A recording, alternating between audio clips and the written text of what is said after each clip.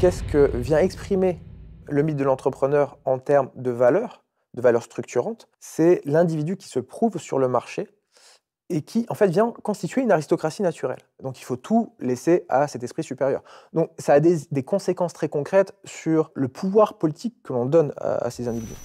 Dans ces célébrations entrepreneuriales, on célèbre le risque, comme si, par exemple, un ouvrier ne prenait pas de risque alors qu'il risque son dos, il risque ses doigts, il risque sa vie parfois, mais que l'entrepreneur, lui, en prenait. Or, les entrepreneurs, parmi les célébrités entrepreneuriales que l'on célèbre le plus, sont les entrepreneurs qui prennent des risques avec les fonds des autres. C'est un monde social qu'on nous présente, qu'on nous donne à voir, qui est complètement dépourvu de rapports de classe, de conflictualité au travail. Par exemple, dans cette littérature, jamais à un moment, on ne vous explique la division du travail chez Apple. Comment ils travaillaient concrètement? Quelle était leur politique fiscale? Quelle était leur politique vis-à-vis des syndicats? Alors qu'il y a beaucoup de choses à dire, hein. Si vous voulez constituer une entreprise, vous devez dépouiller les autres équipes de votre entreprise ou les équipes de vos concurrents. Il faut chercher à s'accaparer. Et justement, l'idée de l'entrepreneur inspirateur cache complètement cette réalité de l'entrepreneur accapareur. Quand on laisse se constituer des capitaux gigantesques, on confère à des individus un pouvoir d'investissement énorme. Et donc, on confère à ces individus un pouvoir d'infléchissement sur des politiques publiques, sur des directions économiques et sociales très concrètes. C'est une vieille histoire aussi. Comment fasciner à travers des récits qui rendent justice à la puissance du collectif? C'est pas évident.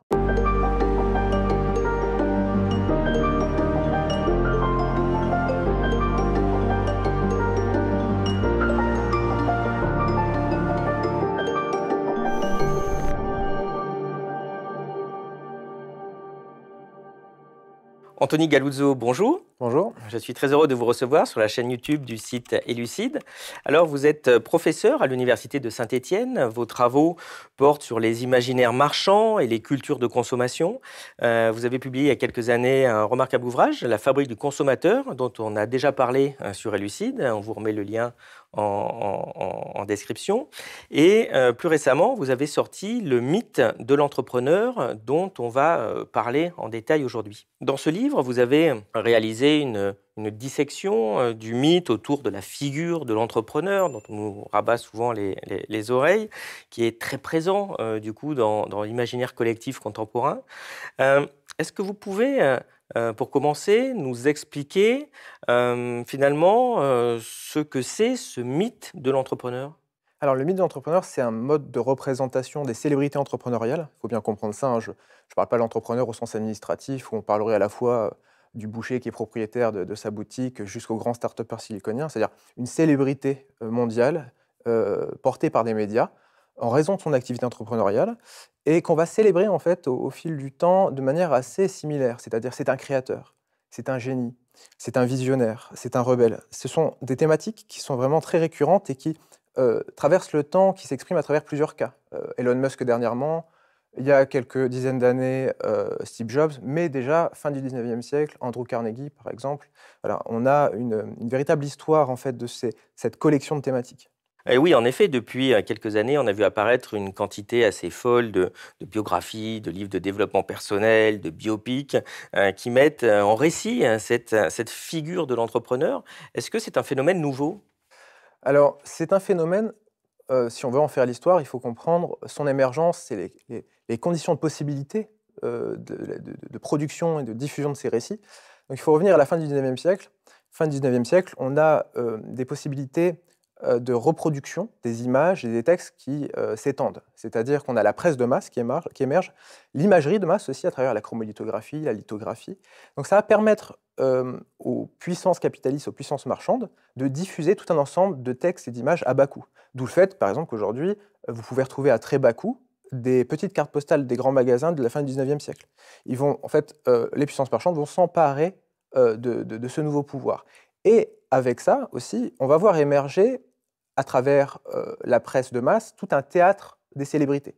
Donc, on va avoir des communautés nationales, voire des groupes de consommateurs à l'échelle plus internationale, occidentale notamment, qui vont se mettre à connaître le nom et le visage des présidents, des acteurs, des comédiens, des musiciens, mais aussi des entrepreneurs. C'est-à-dire, dès la fin du 19e siècle, dans le théâtre des célébrités, on a déjà des figures entrepreneuriales très célèbres comme Carnegie, comme Rockefeller, vraiment de part et d'autre de l'Atlantique, qui s'imposent en fait comme des personnages, comme des figures médiatiques. Et on a l'impression que les entrepreneurs sont devenus des espèces d'idoles modernes. On nous les présente souvent comme des dieux créateurs, des espèces de génies qui sont sortis, on ne sait pas d'où. On a de la chance, heureusement. Euh, Pourquoi est-ce que ce genre de figure attire les gens? Alors, ça, c'est vraiment très difficile à dire. Je serais bien incapable de répondre à cette question en vérité. Ce que je peux constater, c'est qu'il y a une fascination charismatique. Une fascination charismatique pour les héros. Euh, le héros entrepreneurial, c'est une variation. On a toute une palette de héros. On a le héros national, par exemple, dans le roman national. Et j'explique dans le livre, d'ailleurs, à la fin de l'ouvrage, j'explique en quoi c'est les mêmes mythèmes, les mêmes thématiques, les mêmes schémas qui sont reproduits d'une littérature à l'autre, quand bien même les visées, les idéologies sous-jacentes sont très différentes. L'idée du créateur, du génie sorti nulle part, etc., c'est quelque chose de très banal au final. Euh, Ce que ça exprime, en fait, le mythe de l'entrepreneur, c'est tout simplement en fait, l'idée d'une démocratie par le marché, d'un individualisme de marché, donc c'est très lié au tournant néolibéral, c'est très lié à l'histoire du capitalisme, plus largement, c'est-à-dire l'idée qu'à travers ces récits, on va célébrer celui qui, parti de rien, réussit à prouver sa valeur à travers une institution qui exprime la justice, qui met chacun au niveau de sa propre valeur et de ses accomplissements, qui est le marché. Qu'est-ce qu'on pensait dans le passé d'individus comme Ford ou Rockefeller? Est-ce que la vision de la figure de l'entrepreneur a évolué au fil du temps? Alors, on peut repérer deux grandes phases dans la célébration des entrepreneurs. On a une première phase que les Américains, et notamment les chercheurs américains, appellent parfois les pères fondateurs de l'économie américaine. Fin 19e siècle, Rockefeller senior, Carnegie.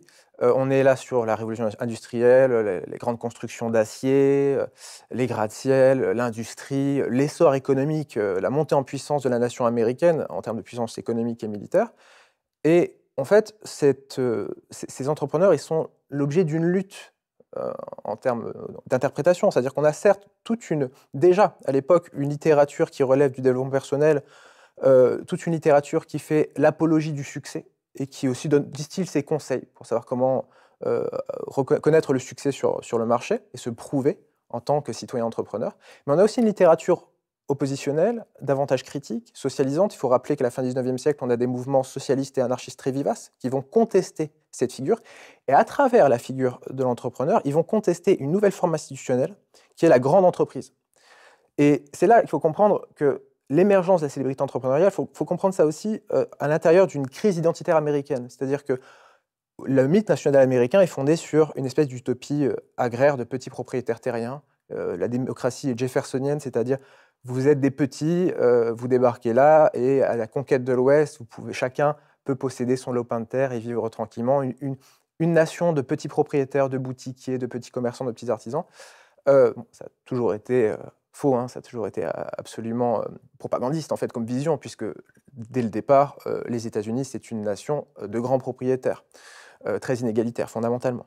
Mais il y a eu ce récit qui a perduré et qui a été mis en crise, mis en doute, à partir du moment où, fin 19e siècle, vous avez des grands trusts qui se constituent, vous êtes sur des marchés, sur des industries qui sont complètement phagocytées par des monopoles, des entreprises tentaculaires qui maîtrisent tout, de la fourniture de matériaux jusqu'à la distribution des produits finis, des empires qui se constituent et qui viennent saper l'idée qu'en tant qu'individu, on peut s'éprouver à travers le marché, puisque c'est verrouillé, donc c'est pas possible. Et donc à ce moment-là, la célébrité entrepreneuriale et la façon dont certains grands patrons comme Carnegie vont prendre la parole sur le marché et en réalisant des interviews, etc., ils vont devoir réinventer en quelque sorte le mythe du succès du self-made man américain à travers leur propre exemple. D'ailleurs, dans l'ouvrage, on me demande parfois pourquoi je n'ai pas parlé de Bernard Tapie, qui est une forme de digression française sur le sujet. On pouvait parler aussi à un moment révolu, Jack Ma en Chine, on peut parler de Branson en Grande-Bretagne. On retrouve les choses à un niveau international, mais à mon sens, effectivement, c'est très lié à la culture nationale américaine. Et aujourd'hui, les célébrations entrepreneuriales que l'on connaît ici en France, par exemple, elles sont très imbibées de représentation d'une idéologie qui a beaucoup à voir avec la civilisation américaine, l'idéologie américaine, mais c'est aussi la nôtre du fait de leur soft power. C'est-à-dire que si vous arrêtez quelqu'un dans la rue, je suppose, et vous leur demandez comme ça, top of mind, comme on dit dans les études en marketing, sans réfléchir, dites-moi des noms de grands entrepreneurs, il y a de fortes chances pour que ces badauds français citent davantage Elon Musk que Xavier Niel, par exemple. Parce qu'effectivement, les États-Unis exportent leurs films, leur musique, mais aussi leur célébrité entrepreneuriale. Oui, mais est-ce que cette personnification très forte des entrepreneurs a pas pour conséquence une espèce de personnification aussi très forte des entreprises, même une espèce d'anthropomorphisation de ces entreprises? Tout à fait. Il faut comprendre que le marché, c'est quelque chose d'assez complexe, d'assez abstrait, et il a toujours fallu l'incarner pour le raconter. Donc, par exemple, une des plus vieilles métaphores, la main invisible du marché de Smith, c'est très célèbre, justement parce que ça donne à voir et à s'imaginer quelque chose d'abstrait qui est le marché, les mouvements du marché. Métaphore d'ailleurs qui a été prolongée, ça illustre un peu, ça reboucle avec ce qu'on disait, on est passé de la main invisible du marché à la main visible des managers, selon l'expression d'Alfred Chandler, pour expliquer justement le surgissement de ces grandes puissances entrepreneuriales à la fin du 19e siècle qui sont toujours là avec nous aujourd'hui.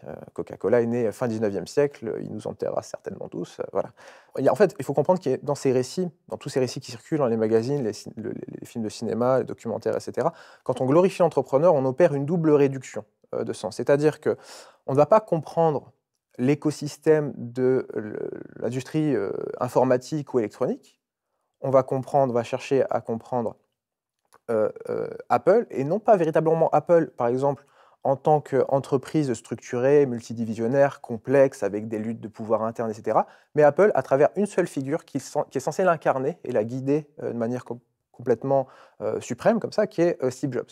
Donc double réduction, c'est-à-dire qu'on ne parle pas de l'écosystème qui est la Silicon Valley, on parle d'Apple, on ne parle pas véritablement d'Apple, on parle de Steve Jobs comme si, au final, il était au volant d'une voiture et que Apple, c'était le bolide qui conduisait, en fait, que cette entreprise répondait à sa volonté, à son pouvoir créateur et visionnaire. Si vous aimez cette chaîne et notre travail, pensez à vous abonner et suivez-nous sur elucide.media. En plus de garantir notre indépendance, en vous abonnant à notre site, vous aurez accès à tous nos contenus, analyses graphiques, synthèse d'ouvrages, podcasts, entretiens exclusifs et articles quotidiens. On compte sur vous. Mais dans ce mythe, on parle généralement d'un individu tout seul, qui serait un espèce de génie, qui se serait élevé par son talent, qu'il échapperait à tout déterminisme, bien entendu qu'il n'aurait aucune aide particulière, dont n'auraient pas bénéficié les concurrents, etc., etc. Est-ce que ces profils, est-ce que ça existe quand même, ou est-ce que ce sont des histoires fumeuses en général? Alors, pour comprendre un peu les trajectoires entrepreneuriales et la sociologie du succès, justement, il faut aller du côté des sciences sociales et comprendre ce qui détermine les trajectoires. Il y a l'idée d'une courbe en U inversée. C'est une image qui est reprise à un chercheur qui s'appelle Amar Bidé, qui explique que les fondateurs d'entreprises en hypercroissance, généralement, on ne les trouve pas parmi les gens les plus riches et les plus pauvres de la population. Si vous êtes très riche, si vous héritez d'un capital, il suffit de le faire fructifier à travers tout un ensemble d'investissements relativement sécurisés, la gestion de patrimoine. Si vous êtes très pauvre, par exemple, reprenons l'exemple de la Silicon Valley, si vous êtes le fils d'un bracero, c'est-à-dire un travailleur immigré pauvre mexicain, vous n'allez pas pouvoir hériter et construire les capitaux, notamment au niveau social et surtout culturel, technique, pour prendre la vague de la micro-informatique dans les années 80. Ce n'est pas possible. Vous n'aurez pas les capitaux de départ. Et quand je parle de capitaux culturels et sociaux, avant même d'avoir des capitaux économiques. C'est bien plus important encore. Là où, en fait, dans la sociologie et l'histoire de la Silicon Valley, on trouve les futurs millionnaires, on les trouve chez les ingénieurs, chez les managers, chez des gens qui sont issus de la petite et moyenne bourgeoisie cultivée, technicienne, avec souvent des parents ingénieurs, par exemple. Donc il y a tout un héritage. Là, je parle de l'écosystème bien particulier de la Silicon Valley, mais il faut faire cette micro-sociologie au sein de chaque écosystème pour comprendre ces déterminations. Moi, j'aimerais bien qu'on s'arrête sur l'exemple de Steve Jobs et d'Apple pour qu'on comprenne bien finalement comment est née cette marque qui est devenue emblématique. Il y a quoi derrière? C'est quoi la vérité de l'histoire d'Apple et de Steve Jobs? Alors, je peux partir d'une image qu'on connaît tous parce qu'elle a été rabâchée, c'est l'image du garage. Et je pense que c'est un bon outil, un bon levier pour comprendre ce qu'on peut appeler des biais de cadrage. C'est-à-dire que souvent, on peut s'imaginer que c'est de la propagande, ce qu'on nous raconte sur les grands entrepreneurs. En vérité, dans les récits qui nous viennent, il y a assez peu de mensonges. C'est surtout des biais de cadrage. C'est-à-dire qu'on nous raconte, vous pouvez voir dans les biopics qui sont sortis dans les années 2010, dans tous les bouquins, la grande biographie d'Isaacson, la naissance d'Apple, c'est le garage. Un garage, deux gamins, Steve Jobs et Steve Wozniak, qui créent Apple dans un garage dans le comté de Santa Clara. C'est pas faux, effectivement. Dans ce garage, ils ont improvisé une chaîne de montage pour consolider, enfin pour construire 50 Apple I qu'ils ont vendus à un marchand local, à un magasin d'informatique local. C'est tout à fait vrai. Mais on nous raconte l'histoire d'Apple à travers ce prisme unique. Or, la création d'une entreprise, ce n'est pas un moment unique. Ça s'étale sur plusieurs mois, voire plusieurs années. Qu'est-ce qu'on doit choisir? Qu'est-ce qu'on doit représenter? La formalisation légale, la rencontre des cofondateurs, le moment où l'entreprise est capitalisée, financiarisée. Il y a un choix à faire, et ce choix est vraiment arbitraire, et il dénote d'une certaine orientation idéologique et de connotation. Donc, qu'est-ce qu'on nous raconte quand on nous raconte l'histoire du garage? On nous raconte que c'est deux génies qui sont partis de rien, du dénuement le plus total, et qui, par la force de leur puissance intellectuelle, se sont élevés et ont construit la plus grande entreprise au monde. En fait, on peut faire émerger des récits alternatifs à partir de la matière qu'on connaît, à partir d'Apple, qui vont dans une direction. Par exemple, on peut raconter, et c'est ce qu'on ne raconte jamais, que la naissance d'Apple, c'est dans un autre garage, celui du Homebrew Computer Club, qui est un club d'informatique anarchiste, qui a permis à Steve Wozniak de récupérer son retard en termes de connaissances techniques sur les matériaux informatiques. On peut aussi raconter, par exemple, que la véritable naissance d'Apple, ce n'est pas Steve Jobs, Steve Wozniak, c'est Mike Markula, qui est un millionnaire qui est arrivé pour investir dans l'entreprise, qui était un ancien de chez Intel, qui a apporté ses réseaux financiers et qui a permis à l'entreprise de devenir l'entreprise la plus fortement capitalisée de l'histoire à cette époque, et qui a apporté son savoir gestionnaire en matière de comptabilité, de marketing, ce dont ces deux adolescents étaient complètement dépourvus. Ça, on ne le raconte pas. Et quand on le raconte très peu. Et au fil des narrations et des répétitions, ce sont des récits alternatifs qui s'amenuisent et qui sont délavés et progressivement mis de côté. Oui, parce que quand on écoute, on a d'ailleurs l'impression qu'ils ont inventé l'ordinateur, sans expliquer qu'ils ont pris les idées à gauche et à droite, voire qu'ils ont carrément recopié certaines choses qui existaient, c'était ça? Oui, à nouveau, si dans la vision du mythe d'entrepreneur, en fait, on a une personne qui est possédée par une idée et qui va lutter seule contre tous pour la faire advenir. Dans l'histoire des inventions, ça ne se passe jamais comme ça, y compris dans l'invention ou dans la mise au point des idées intellectuelles, des idées, dans l'histoire des idées. On est toujours dans un continuum, à la fois dans un écosystème et dans un continuum. Donc si vous prenez l'histoire de l'ordinateur, effectivement, on va raconter qu'avec l'Apple II, ils ont sorti le premier ordinateur, micro-ordinateur, l'ordinateur personnel, etc. Effectivement, déjà, si vous faites l'histoire de l'industrie, il y avait déjà le Commodore, il y avait déjà tout un ensemble de machines. Mais on peut toujours s'en sortir en expliquant qu'ils avaient eu la vision, et notamment Steve Jobs avait eu la vision de l'avenir de l'ordinateur personnel. On se rend compte qu'alors qu'il était encore adolescent, en 1974, sur ABC, vous aviez Arthur C. Clarke qui, dans une interview, expliquait aux Américains, à une heure de grande audience, voilà, plus tard, avec la miniaturisation des composantes, on aura tous un ordinateur chez soi et on pourra tous faire notre comptabilité chez nous. Et plus en amont encore, dans les années 40, 50, 60, vous avez tout un ensemble de psychologues, de cybernéticiens qui ont des descriptions dans leurs textes très claires de ce qu'allait être l'ordinateur personnel. Et effectivement, ça ne nécessite pas d'être un grand génie, simplement d'être situé dans l'écosystème. Quand on est dans l'écosystème de la production de matériel informatique dans les années 50 aux États-Unis, qu'est-ce qu'on constate? On constate la miniaturisation des composantes, la baisse structurelle des coûts.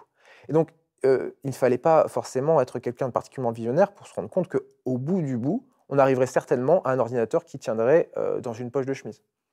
Et il y a aussi un point, quand vous n'avez pas prononcé le mot, moi qui m'amuse un peu dans ces histoires, surtout sur la partie Silicon Valley en général, c'est que on vous présente souvent des espèces de génies, comme des espèces de super ingénieurs plus. Alors bien sûr, parfois il y a des ingénieurs géniaux, enfin, ce sont les inventions, c'est ça qui sont beaux, pour des ingénieurs qui font ça, mais enfin, en général, ils finissent pas milliardaires parce qu'ils sont pas bons en marketing, ils n'ont pas les relations, etc., etc. Mais dans ce domaine-là des nouvelles technologies de l'information, il y a quand même souvent eu des vraies malhonnêtetés, quoi, des vrais vols de technologies sur des gens très, très connus. Enfin, je dirais même Steve Jobs en partie, Microsoft qui a largement pompé le MS-DOS d'IBM, Zuckerberg pour Facebook, c'est quand même extraordinaire. Enfin, le type, il est programmeur. Un jour, on lui dit tiens, tu peux nous programmer Facebook. Il commence à programmer Facebook et puis je vais le garder pour moi. Il a carrément volé l'idée quand même qu'on lui a donnée. Ou les tissus aussi relationnels. Si on pense à la France dans un autre domaine, enfin Bernard Arnault, quand on voit l'origine de sa fortune, on nous présente ça aussi comme une espèce de super entrepreneur. Oui, enfin, heureusement qu'il connaissait bien Fabius pour lui filer le groupe Boussac pour qu'il commence après à le dépioter. Quid de cet aspect de malhonnêteté aussi dans la réalité derrière, alors ça qu'on ne nous présentera jamais, quoi. C'est un gros mot quand même. Alors, moi, j'ai étudié, pour préciser aussi la méthode que j'ai employée, parce qu'il ne s'agit pas d'un essai où j'ai simplement collecté mes pensées et mes opinions.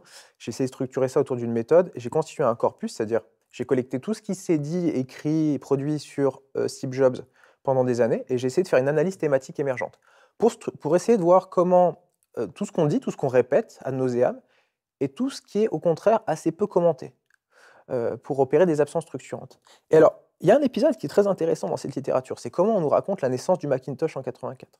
Alors, peu d'entre les biographes expliquent que Jobs a inventé l'ordinateur personnel. Ils ne vont pas jusque-là. Par contre, ils disent, attention, avant Jobs, l'ordinateur personnel, c'était une machine pour les techniciens, il fallait rentrer des lignes de code sur fond noir, il n'y avait pas de souris, c'était pénible. Et là, le Macintosh arrive en 84, on a une interface graphique, des icônes, c'est très beau, il y a une souris, c'est intuitif, et là, ça rentre dans tous les foyers. C'est rétrospectivement ce qu'on explique. L'histoire du Macintosh, il faut remonter en 73. En 73, le Xerox, qui est l'entreprise de photocopieurs qu'on connaît tous, ouvre un très grand centre, un très grand laboratoire de recherche parce qu'ils pressentent l'arrivée de l'informatique et ils pressentent que ça va perturber leur modèle d'affaires. Et en 73, ils mettent au point un ordinateur, le premier ordinateur à interface graphique qui s'appelle l'Alto. Si vous allez regarder sur Internet aujourd'hui des photos de l'Alto, vous verrez que c'est extrêmement similaire à nos ordinateurs modernes. On est en 73. C'est une époque où les composantes sont trop chères. Pour tout un ensemble de raisons, ils ne peuvent pas le commercialiser. Fin des années 70, Steve Jobs et Apple prennent des parts chez Xerox. Ils voient cet ordinateur. Ils décident de débaucher les ingénieurs, de reprendre l'idée et de monter une équipe pour construire le Mac. Et alors, c'est très intéressant, c'est comment les biographes racontent ça. Ils ne racontent pas qu'il y a eu un vol industriel. Pas du tout. Ils racontent qu'il y a eu une vision de génie. C'est-à-dire que Steve Jobs, c'est le seul à avoir vu que cet ordinateur, c'était l'avenir. Personne ne le voyait. Vous voyez, bon, sans autre forme de preuve, ils affirment que personne ne voyait qu'un ordinateur avec interface graphique, des plus faciles d'utilisation, représentait l'avenir de la micro-informatique. Voilà, et c'est comme ça que c'est raconté, et c'est comme ça qu'ils font persister cette idée du génie visionnaire envers et contre tout. Ouais, il y a plein de voleurs, ils ont vu les diamants, là, qu'on peut en faire quelque chose, ces diamants qui étaient inutilisés, quand même, il n'y avait qu'à les prendre, et puis ce serait bien. Creusons un peu plus cette partie mythe pour voir ce qu'il y a vraiment derrière. C'est quoi le véritable but d'entretenir ce mythe? On s'imagine bien que ça sert le capitalisme, mais comment? Alors, je n'exprimerai pas ça comme ça, je dirais pas qu'il y a un but. Parce qu'en fait, je pense que, pour revenir sur la définition du mythe... Il y a un effet, peut-être pas un but en effet, mais il y a un effet. Pour qu'on comprenne bien ce que c'est qu'un mythe, c'est-à-dire qu'il peut y avoir une ambiguïté et les gens peuvent se dire le mythe c'est une idée fausse, donc il est en train de nous expliquer que l'entrepreneur ça n'existe pas. Non, moi j'utilise le terme mythe au sens de la mythologie, de l'anthropologie, c'est-à-dire le mythe c'est un récit sans auteur, de nature étiologique, partagé par une communauté de croyants. Donc pour préciser, récit sans auteur, c'est pas quelqu'un qui a écrit un livre et cette histoire s'est diffusée à partir de lui. C'est une sédimentation de discours, c'est très collectif. Nature étiologique, c'est-à-dire étiologique, l'origine des choses. Le mythe du dieu en colère pour expliquer la foudre, par exemple. Partagé par une communauté de croyants. Les gens partagent tout un ensemble de croyances qui relèvent du mythe de l'entrepreneur. Je pense qu'ils y croient très honnêtement pour une bonne partie. Et ceux qui animent, en fait, toute cette... et qui l'ont vraiment animé énormément de la fin du 19e siècle jusqu'à aujourd'hui, en Forbes, dans le Time, etc., et qui font des portraits extrêmement élogieux sur les figures entrepreneuriales, je pense que il y a une forme... il y a une forme de réelle admiration et de croyance. Ils font partie de cette communauté de croyants. Alors, pour autant, ça a des effets idéologiques très concrets.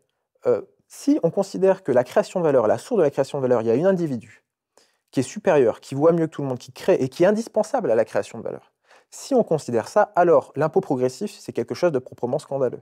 Comment, si cet individu est à la source de la création de valeur, donc sans lui, nous ne sommes rien, et tout ce qu'il a fait, en fait, ne serait jamais advenu, alors là, comment lui reprendre une valeur qu'il a vraiment directement créée? Ensuite, autre chose, s'il est le seul esprit supérieur à comprendre son entreprise, là où il faut aller, sentir le marché, comprendre l'avenir, anticiper l'avenir, alors comment peut-on tolérer que la gouvernance de l'entreprise ait à voir avec la présence de représentants syndicaux, par exemple? En quoi les représentants syndicaux et des syndicats auraient leur mot à dire sur l'avenir de l'entreprise? Ce ne sont pas des visionnaires, ce ne sont pas des créateurs, ils ne comprennent pas. Donc il faut tout laisser à cet esprit supérieur. Donc ça a des conséquences très concrètes sur la politique fiscale et sur le pouvoir politique que l'on donne à ces individus. Il y a une opposition aussi qui est très structurante dans cette littérature, dans tous les écrits sur Steve Jobs. On dit Steve Jobs, il n'était pas designer, il n'était pas ingénieur. Mais sans lui, rien ne se serait passé. Et c'est une conception de la valeur très particulière, c'est-à-dire qu'ils vont dire, bon, certes, il avait de bons ingénieurs, mais ces ingénieurs, c'était en quelque sorte des compétents impuissants. C'est-à-dire, sans la vision et sans le guide, ils n'auraient pas pu créer de la valeur et innover. Il leur fallait un guide. Et en fait, ce qu'on remarque, c'est que c'est le strict opposé de la vision socialiste de l'entrepreneuriat, socialisante ou collectivisante. C'est-à-dire, ce n'est pas un patron qui va exploiter de la force de travail, donc des individus qui créent de la valeur, et un entrepreneur capitaliste qui va venir et exploiter cette force de travail pour ensuite générer des profits. C'est l'inverse. C'est des gens qui, en fait, sont complètement incapables jusqu'à ce qu'ils soient révélés à eux-mêmes par une puissance entreprenante. Et ça, véritablement, c'est extrêmement structurant dans cette littérature. Oui, parce qu'on a presque l'impression, en tirant, qu'on attend encore, je sais pas moi, 50 ou 100 ans, et puis on aura un PDG qui va toucher 500 millions ou 1 milliard par an, puis tout le monde sera au SMIC après, enfin, y compris, en effet, tous les directeurs d'entreprise, tout le monde, parce qu'il ne sert à rien, quoi. Il n'y a que le Dieu en haut qui arrive, quoi. Mais ce qui était intéressant dans l'exemple de Xerox que vous avez cité, c'est que vous montrez qu'en gros, ils avaient trouvé, quoi. Ils avaient fait l'invention, mais trop en avance. Donc, elle coûtait trop cher par rapport à ce que permettait l'industrie à ce moment-là. Et puis, j'imagine qu'au bout de quelques temps, ça s'endort un peu, puis on a oublié la pépite qu'on a, et puis vous avez quelqu'un de plus malin qui arrive, qui le vend. C'est aussi un aspect très, très marketing derrière et un talent nécessaire pour aller vendre son projet. D'où d'ailleurs votre remarque sur l'absence de capital culturel. Parfois, c'est sûr qu'un Mexicain qui ne parle pas bien américain, il va avoir du mal à aller faire des grands shows et expliquer qu'il a une vision. Mais donc, en effet, l'idée est d'attirer les investisseurs sur le projet.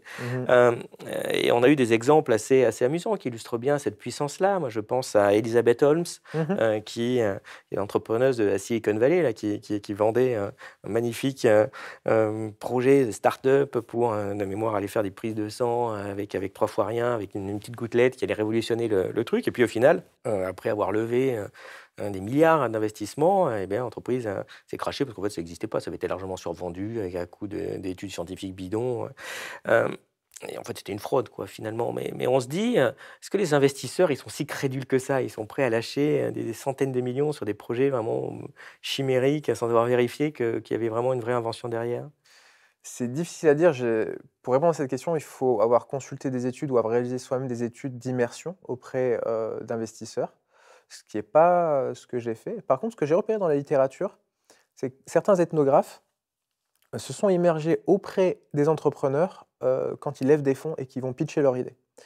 Et ils ont relevé une compétence fondamentale, effectivement, de certains entrepreneurs, qui est la compétence narrative. Être un grand storyteller, effectivement, c'est une compétence fondamentale pour ces entrepreneurs. Et ils ont relevé que, par exemple, quand on raconte le mythe du garage, en quelque sorte, comment m'est venue cette idée, comment exprimer... Déjà, toutes les composantes du mythe de l'entrepreneur dont on parle depuis tout à l'heure s'expriment aussi dans ces milieux-là quand ils vont pitcher leur idée.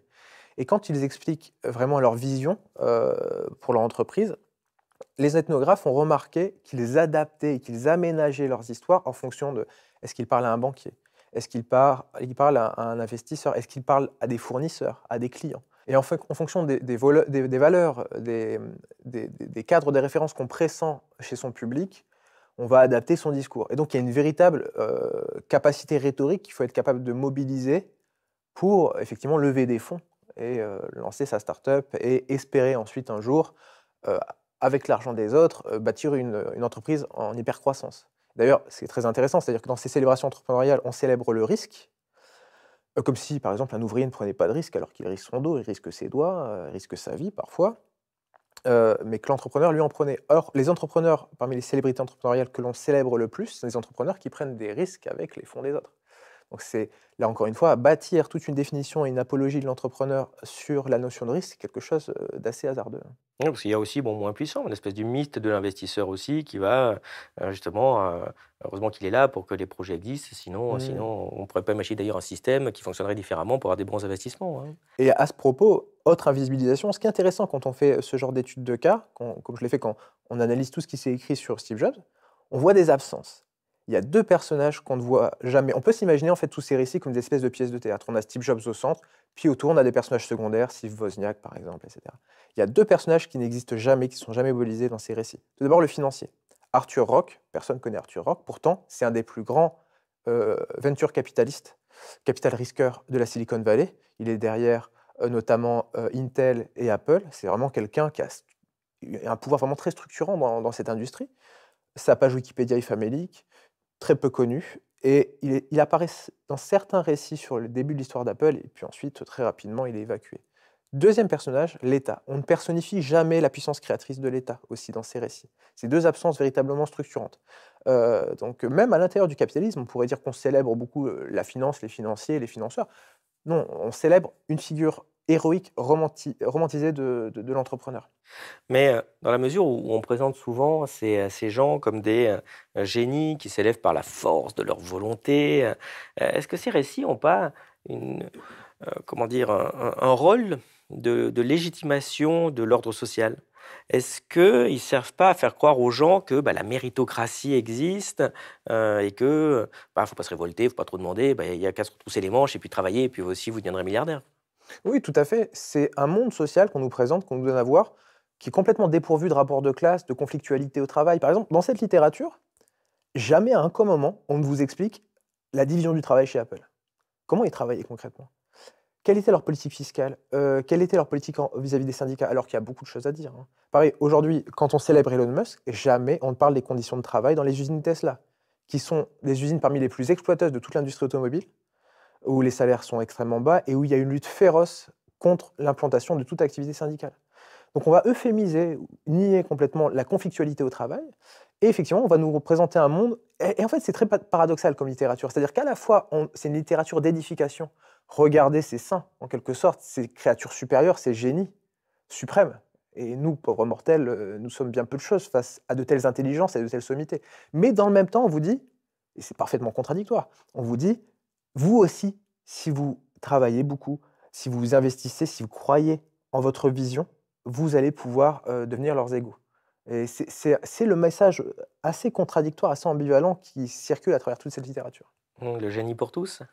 Exactement. Ouais, c'est un peu ça. Il y a un autre paradoxe dans ce discours aussi, je trouve, c'est que euh, euh, on nous présente ces gens comme des génies qui s'élèvent par la force de leur volonté, de leur talent, mais d'autres récits, vous l'avez dit, nous laissent penser, enfin, nous laissent comment dire, à sentir qu'il y a une espèce de don.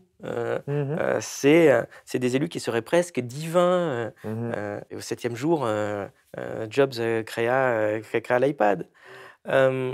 Est-ce que c'est pas un peu paradoxal, puisque finalement le don et le mérite, c'est pas la même chose, quoi, dans ces visions-là? Tout à fait. Et en fait, il y a deux figures qui sont souvent convoquées, des figures mythologiques qui sont convoquées à travers cette littérature, c'est Prométhée et Atlas. Prométhée, j'en ai parlé un peu tout à l'heure, le don prométhéen. Je donne le feu à l'humanité, c'est-à-dire j'équipe l'humanité des outils qui font qu'elle va se dépasser elle-même et progresser. Ça, et dans la littérature civique, c'est ça. La phraséologie du don, il nous a donné l'iPad, il nous a donné l'iPod, etc., etc. Et ensuite, il y a Atlas. Enfin, il a vendu un peu cher quand même. Si je me permets. Et il y a Atlas portant le monde sur ses épaules. Et là, effectivement, on revient sur quelque chose qui est très structurant dans la culture politique américaine. Il y a un roman écrit par Ayn Rand qui s'appelle Atlas Shrugged. Atlas haussa les épaules. Un roman libertarien où Ayn Rand explique que il y a une grève des élites de l'avant-garde économique américaine qui font sécession, qui en ont marre de cet État vampire, bureaucratique, et qui décident de se réfugier dans une communauté autonome. Et là, la nation s'effondre. Comme si, en quelque sorte, quand une élite disparaît, les têtes ne repoussent pas, comme si un corps social ne pouvait pas sécréter de nouveaux dirigeants de manière mécanique. Et ça, c'est quelque chose qui est extrêmement structurant. Atlas, à New York, par exemple, vous avez au bas de la tour Rockefeller, si je me rappelle bien, une statue d'Atlas portant le monde. C'est quelque chose qui est très structurant dans la pensée politique américaine et qui irrigue toute cette littérature de la célébrité entrepreneuriale. Cet aspect démiurgique qui colle enfin ces très grands entrepreneurs, hein. Est-ce que ça leur donne pas aussi un pouvoir, politique très fort, enfin voire, disproportionné? Parce que c'est comme si on attendait, que la transformation de la société passe par eux, comme si c'était un peu les moteurs de l'histoire, et donc avec une influence très, très forte, enfin politique au sens large, hein, c'est pas les élections, ils préfèrent avoir du pouvoir plutôt ces gens-là, mais Oui, derrière un mythe, il faut s'interroger sur la question du pouvoir. Si je suis face à un récit, quels sont les rapports de force et quels sont les pouvoirs que ce, récit conforte? C'est pas systématique bien sûr, mais c'est quand même, très courant. Et c'est là, je peux refaire le parallèle avec le roman national. Le roman entrepreneurial, est vraiment très semblable au roman national. C'est-à-dire qu'on relève les mêmes mythèmes, les mêmes mécanismes. Quelqu'un sorti de nulle part, en quelque sorte prédestiné, avec un pouvoir supérieur de création et de vision, et cetera. Et comment, en fait, s'interroger, comment comprendre le roman national? Je parle dans l'ouvrage de Napoléon à la fin pour expliquer, dans l'historiographie de Napoléon, comment, les historiens ont expliqué la façon dont les récits de Napoléon se sont, décantés au fil du 19e siècle et qu'est-ce qu'ils ont véhiculé comme représentation. On retrouve vraiment, énormément, des mêmes éléments et ce qui change, c'est pas tant l'héroïsation, c'est-à-dire héroïser quelqu'un dans un but patriotique, national et cetera. C'est pas tant les méthodes pour héroïser, glorifier la personne, c'est davantage l'imaginaire et les rapports de pouvoir, que cela vient asseoir et conforter. Donc dans le roman national, on a l'exaltation du patriote, du sacrifice guerrier, du génie militaire. Dans un imaginaire plus, martyrologique, chrétien, Jeanne d'Arc par exemple dans le roman national, une hybridation à la fois national et religieux, voilà, l'imitation de Dieu, de Jésus, le sacrifice, le martyre. Dans le récit, entrepreneurial, qu'est-ce que vient exprimer le mythe de l'entrepreneur en termes de valeurs structurantes? C'est l'individu qui se prouve sur le marché et qui, en fait, vient constituer une aristocratie naturelle. C'est-à-dire qu'effectivement, le marchand étant cet opérateur de justice, ceux qui nous gouvernent économiquement sont des gens qui ont fait la preuve de leur supériorité intellectuelle. Et ça, également, ça alimente aussi certaines logiques électorales et électoralistes. Mitt Romney, Donald Trump, sont des gens qui ont prouvé leur valeur et leur suprême intelligence dans les affaires. Qui de mieux que ces individus pour conduire la nation? oui, mais enfin, en effet, dans la partie, conduire la nation, on voit que la Silicon Valley a un discours qui dépasse de loin le cadre du simple business. C'est, parfois des projets qui sont mis en avant, avec une idée de faire progresser l'humanité. Peut-être que la meilleure, figure de ce phénomène, c'est Elon Musk. Mhm. Comment est-ce que vous voyez ça? Alors, Elon Musk, c'est en quelque sorte quelqu'un d'extrêmement banal, si on se place sur le temps long, si on reprend l'histoire des célébrités entrepreneuriales depuis la fin du 19e siècle, et en même temps une espèce de radicalisation par la caricature du modèle qui est en place de manière assez invariante depuis la fin du 19e siècle. Alors, il faut remettre déjà dans le contexte. Fin 19e siècle jusqu'au milieu du 20e siècle, les célébrités entrepreneuriales, c'est ce qu'on appelle les hommes d'État industriels. C'est des bons bourgeois, chapeau de forme, complet gris, costume 3 pièces. C'est de la notabilité bourgeoise. Esthétiquement, c'est ça. Ce sont des figures paternelles. Rockefeller, Carnegie, Ford, etc.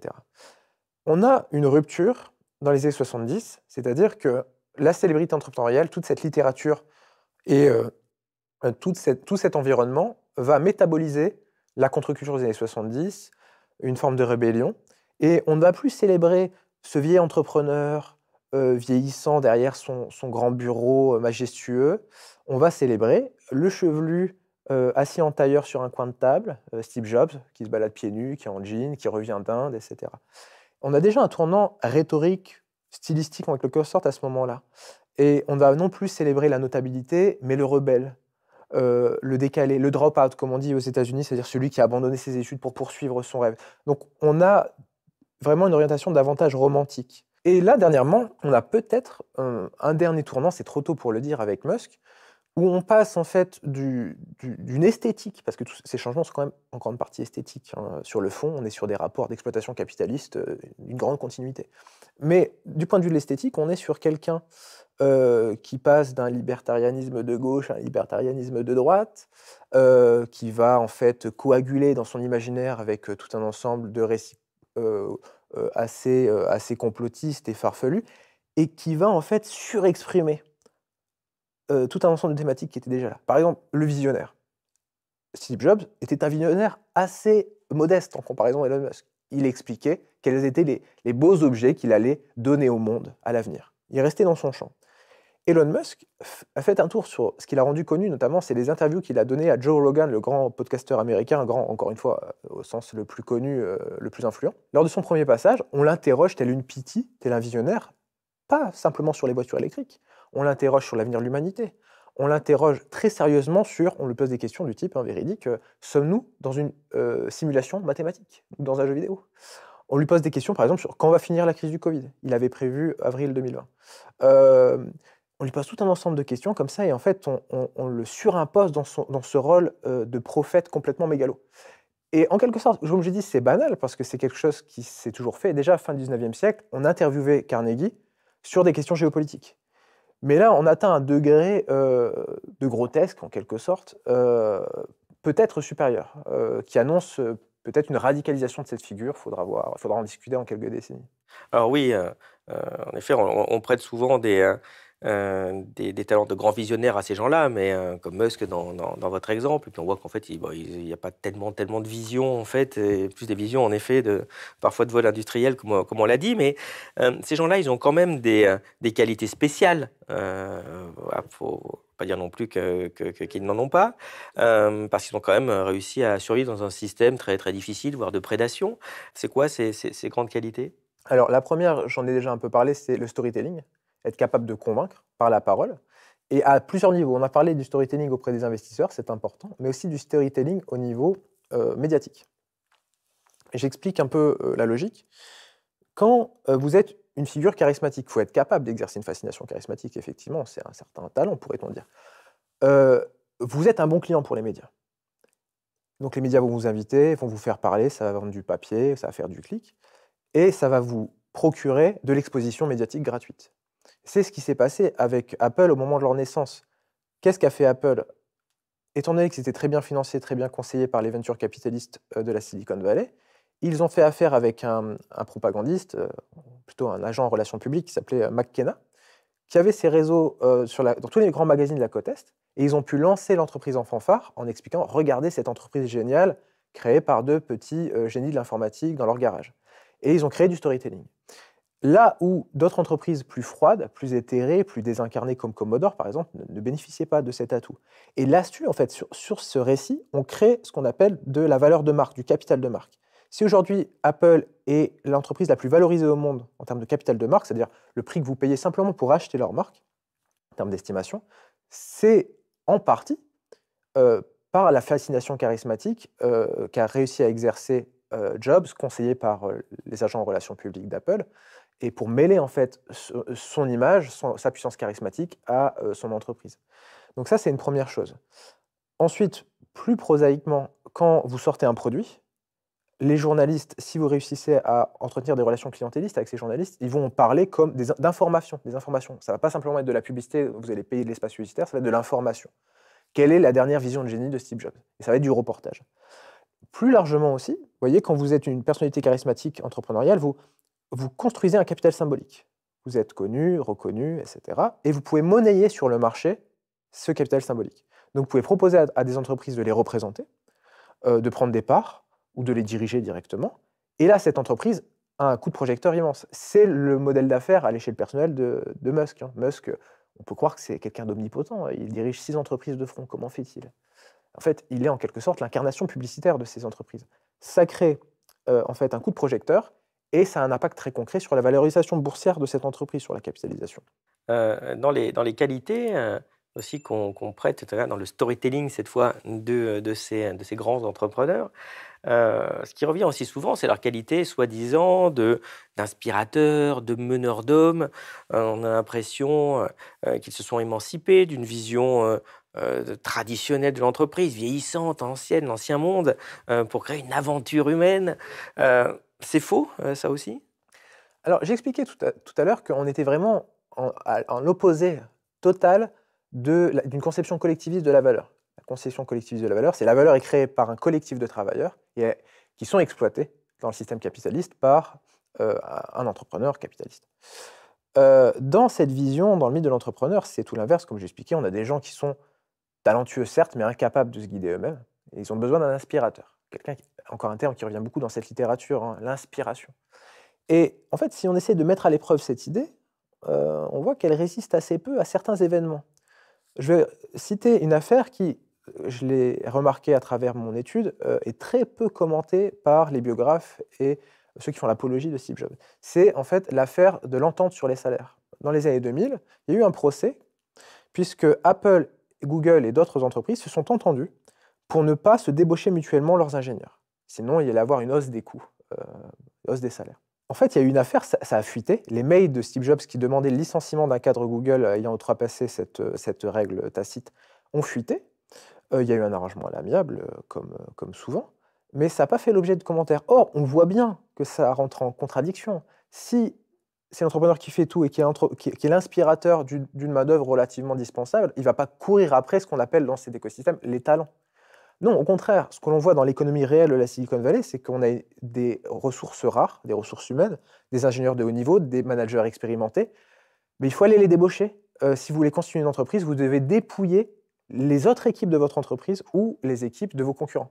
Par exemple, Steve Jobs, quand il a monté son équipe pour Macintosh, il est allé dépouiller les équipes de Lisa et de l'Apple III au sein même d'Apple. Quand il a fondé sa start-up dans les années 90, Next, il a débauché tout un ensemble de cadres d'Apple. On voit bien qu'il y a une rivalité sur la ressource humaine qui est structurante. Donc de fait, cette idée de l'inspiration est complètement invalidée. Non, au contraire, il faut chercher à s'accaparer. Et justement, l'idée de l'entrepreneur inspirateur cache complètement cette réalité de l'entrepreneur accapareur.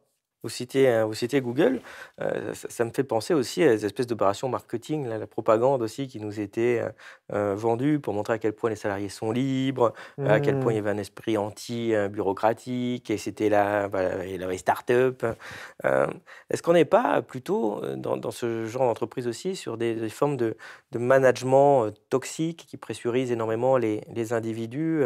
Je vous renvoie d'ailleurs à l'entretien qu'on a fait avec Johan Chapoutot, où on parlait justement de ce management toxique, de ces fausses responsabilisations, où maintenant on explique que pour que les gens soient plus libres, on leur donne l'objectif à atteindre, mais on ne leur dit pas comment. Donc quand ils n'y arrivent pas, c'est eux qui sont responsables. C'est plus le manager qui avant disait tu fais ça, tu fais ça, tu fais ça, en gardant la responsabilité.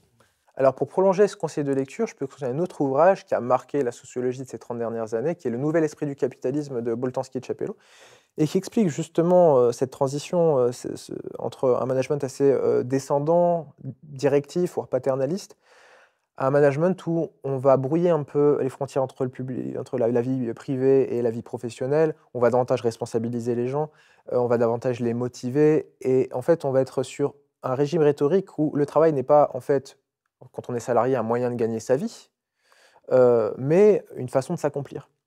Donc je ne vais pas plus loin parce que ça ne fait pas partie de mes spécialités en tant que chercheur, mais je peux renvoyer à ce très bon ouvrage. Il y a un personnage qui est, comme vous le rappeliez, totalement oublié dans cette histoire, c'est l'État, dont on a vu le rôle central qu'il avait et qu'il a toujours, d'ailleurs, ne serait-ce que dans la Silicon Valley, mais quand on regarde souvent la plupart de ces grandes réussites, quelles qu'elles soient, il y a souvent l'État d'une façon ou d'une autre qui a été là. En tout cas, c'est plutôt la majorité et non pas l'exception. Pourquoi est-ce que dans ces discours, l'État est oublié? Est-ce qu'il est vraiment dépassé maintenant, aujourd'hui? Ou est-ce qu'on ne veut pas mettre un coup de projecteur sur l'importance de cet acteur? L'État est toujours et sera toujours une puissance structurante. Sans État, pas de marché. Déjà, il faut un État minimal, comme le disaient les libertariens, pour protéger le droit du contrat, la propriété privée, nourrir une police, entretenir une police, une armée, pour trouver des débouchés via des conquêtes coloniales, impérialistes. L'État a toujours été structurant. Des débuts du capitalisme, bien décrits d'ailleurs par les 4 ouvrages d'Alain Beer sur l'histoire du capitalisme marchand, à partir des conquêtes coloniales, jusqu'à nos jours, l'État est profondément structurant. Ne serait-ce que par des investissements d'infrastructures, de recherche fondamentale, etc. Donc ça, c'est une grande constante. Mais effectivement, c'est quelque chose qui est assez peu mis en avant dans ce récit entrepreneurial. On voit bien en quoi c'est parfaitement contradictoire. Et certains pourraient arguer du fait qu'il est difficile si on se coule sur ces vieux canons narratifs hollywoodiens, du héros seul, franchissant les obstacles, il est difficile de faire intervenir le protagoniste État dans ce type de structure. Donc, effectivement, c'est à la fois quelque chose qui est absent pour des raisons peut-être narratologiques. Ça serait à débattre, hein, à quel point on pourrait inventer d'autres récits qui seraient. C'est une vieille histoire aussi. Comment fasciner à travers des récits qui rendent justice à la puissance du collectif? C'est pas évident. Très peu de gens y sont arrivés jusqu'à présent. Mais il y a aussi des effets de structure et des effets économiques. Bien évidemment, pour créer du récit, il faut du capital. Qu'est-ce que c'est que du récit médiatique, des films, des séries, etc. C'est du capital économique qui s'investit dans du capital symbolique et culturel. Pour produire, il faut de l'argent. Et donc, à l'évidence, c'est une déduction que je fais, mais ça me semble être la palissade, un investisseur capitaliste a peut-être des réticences à alimenter un imaginaire qui lui est fondamentalement hostile. Donc, tout un ensemble de récits qui viendraient alimenter une forme de glorification, ou même simplement de description des phénomènes sociaux dans ce qu'ils ont de plus collectif, sont assez rares. Je peux conseiller à ce propos, pour moi, la série emblématique de cette complexité, insondable du réel, des interrelations, c'est The Wire sur HBO, par exemple, Simon. Mais voilà, effectivement, c'est quelque chose qui ne nous est pas souvent donné à voir. Il y a autre chose qui a beaucoup évolué aussi, c'est que au XXe siècle, en tout cas dans les débuts, les grands entrepreneurs, c'était plutôt des stars de l'industrie, comme Henry Ford en particulier, qui a été emblématique, en ayant permis le développement de la voiture, la massification de la voiture. Maintenant, ce sont généralement plutôt des figures du numérique, dont on a longuement parlé, au niveau innovation technique. Est-ce que ça dit quelque chose de notre rapport au monde et à l'économie, cette modification? Alors, ça me permet de rebondir sur quelque chose, une porte que j'avais un peu ouverte tout à l'heure. On a une première génération de célébrités entrepreneuriales qui ont été panthéonisées, mémorialisées aujourd'hui, parce qu'il y a toujours des biographies qui sortent sur Rockefeller, sur Carnegie. Leur mémoire est entretenue. Il y a tout un ensemble de productions médiatiques qui continuent à s'écouler. Donc ça, c'est effectivement ce qu'on appelle les pères fondateurs de l'économie américaine dans cette littérature de croyants, comme j'expliquais. Et on a une parenthèse intéressante, c'est-à-dire que le mythe de l'entrepreneur rentre un peu en sourdine des années 30 aux années 70, c'est-à-dire entre, on pourrait dire, ça va être grandement exagéré, mais le tournant quasi-socialiste de l'État américain sous Roosevelt, face à la crise, il a fallu faire des concessions au prolétariat qui était assez pénétré des idées socialistes, communistes, etc. Il y avait un danger, donc il y avait Roosevelt, en fait, ça a été raconté de maintes fois, a fait des concessions pour sauver le capitalisme, des concessions y compris en se battant contre certaines franges du capital qui ne souhaitaient rien concéder. Et en fait, avec le tournant néolibéral dans les années 70, cette parenthèse se referme et on a un retour en force de la glorification de l'entrepreneur à travers les discours très publics, radiophoniques, télévisés de Reagan. Reagan, dans les années 80, explicitement, il fait référence au garage et aux gamins dans les garages. Et là, on a une recrudescence des célébrités entrepreneuriales, on a une nouvelle génération qui arrive. Et je pense qu'on est encore dans cette phase, effectivement, de la tech, ce qu'on a appelé la nouvelle frontière numérique. Et on célèbre, au final, que ce soit les grands patrons des aciéries à Carnegie dans la fin du 19e siècle, ou les pionniers du numérique des années 80 à aujourd'hui, et on voit que voilà, la tech, c'est quand même quelque chose d'extrêmement vaste. À travers ça, on a une constante. La constante, j'en ai un peu parlé, c'est le prométhéisme technologique, c'est-à-dire on célèbre l'idée d'avenir. Et c'est pour ça qu'en tant qu'entrepreneur, on peut difficilement entreprendre sa propre starification si l'on n'est pas dans certaines industries qui font un peu rêver. Il y a des entrepreneurs du pétrole, du textile, ce n'est pas ceux que l'on célèbre aujourd'hui. Il faut être en phase aussi avec cette ère du temps. Et effectivement, à travers ça, on célèbre, et je conseille les gens de se remettre le nez dans la littérature des années 90-2000, c'est très drôle. Parce que on a quand même été un peu déniaisés depuis. Mais qu'est-ce qu'on expliquait sur cette nouvelle frontière technologique, cette nouvelle frontière numérique dans les années 90? On appelait ça les autoroutes du futur. Et vous aviez notamment un livre de Bill Gates à l'époque qui expliquait que demain, les employés seraient libérés, on serait tous des travailleurs créatifs, indépendants, mis en collaboration à travers un réseau, dans une économie complètement dématérialisée, sans friction, par les voies du cyberespace. Et on a très régulièrement, si vous avez reçu ici Jarige, un historien qui a fait l'histoire de l'idée de progrès, et si vous plongez dans ces ouvrages, vous vous rendrez compte qu'effectivement, cette idée de dépassement prométhéen de l'humanité à travers une technologie dont l'industrie va être la coucheuse, c'est une grande constante. Et il suffit simplement, dans ces récits, de remplacer une technologie par une autre. La radio, les chemins de fer, Internet, etc. On a souvent les mêmes promesses messianiques, démesurées, d'émancipation de l'humanité. Ce que ça a contribué aussi, cette idée à euphémiser, c'est la continuité de la réalité matérielle du monde et du travail manuel, en fait. C'est-à-dire que ça, c'est des fantasmes auxquels on peut s'adonner si effectivement on est informaticien, graphiste, on évolue dans ces milieux, on a l'impression que tout est à portée de clic. Derrière le clic, il y a des câbles, il y a des réseaux, il y a de la matérialité concrète, il y a des infrastructures, il y a de la maintenance. Et ça participe de l'invisibilisation de masse et de masse de travailleurs qui sont absolument indispensables au fonctionnement de notre monde. Dans le livre, je mets en rapport la survisibilité des entrepreneurs de la tech avec l'invisibilité concrète et totale des travailleurs de l'électronique. Pour créer des semi-conducteurs, des processeurs, il faut des petites mains. Il faut des centaines de milliers de travailleurs dans des usines géantes comme celle de Foxconn en Chine pour effectuer un travail qui, contrairement à ce qu'on s'imagine, n'est pas totalement automatisé. Il nécessite, parfois aussi parce que c'est moins coûteux, de la force de travail des êtres humains. Ça, c'est aussi cette célébration comme ça, complètement idéale, complètement fantasmatique, qui est hors sol en quelque sorte, d'une dématérialisation et d'un monde constitué de travailleurs nomades qui ne se connectent que par l'électronique, fait fi en fait de l'infrastructure concrète qui est absolument nécessaire. Ouais, ce serait intéressant qu'on creuse cette partie de l'infrastructure parce que, en effet, vous expliquez dans l'ouvrage que le problème, c'est que est complètement absent du mythe toute la complexité de ces méga entreprises, de ces immenses chaînes de production complètement mondialisées. Et au final, ce qui rend cette grande entreprise possible, en fait, c'est l'exploitation de la main-d'œuvre des pays pauvres. Vous pouvez expliquer tout ça? Alors effectivement, on a des entreprises dont on se soucie peu, à travers la séparation entrepreneuriale, de leur mode de production concret. Apple a créé des produits, mais en fait, si on s'intéresse à l'histoire d'Apple, on se rend compte qu'ils n'ont jamais rien produit eux-mêmes. Tout est passé par des chaînes de sous-traitance mondialisées, et ça, c'est caractéristique de l'industrie électronique qui a été une des premières à sous-traiter massivement en Asie du Sud-Est, notamment à travers leur ancienne colonie, les Philippines. Je parle du cas états-unien. Ça, c'est quelque chose qui est particulièrement invisibilisé et qui s'est rappelé à nous, et c'est rare, dans la fin des années 2000 et des années 2010, avec l'affaire des suicides chez Foxconn.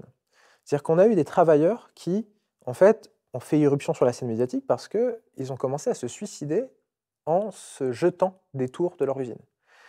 Et alors au début, on a euphémisé en expliquant que c'était des cas isolés, mais quand on en a eu 10, 15, et là, il y a eu un emballement médiatique qui n'est pas systématique parce qu'à la même époque, on avait les mêmes genres de suicides dans l'industrie du jouet, on n'en a jamais parlé.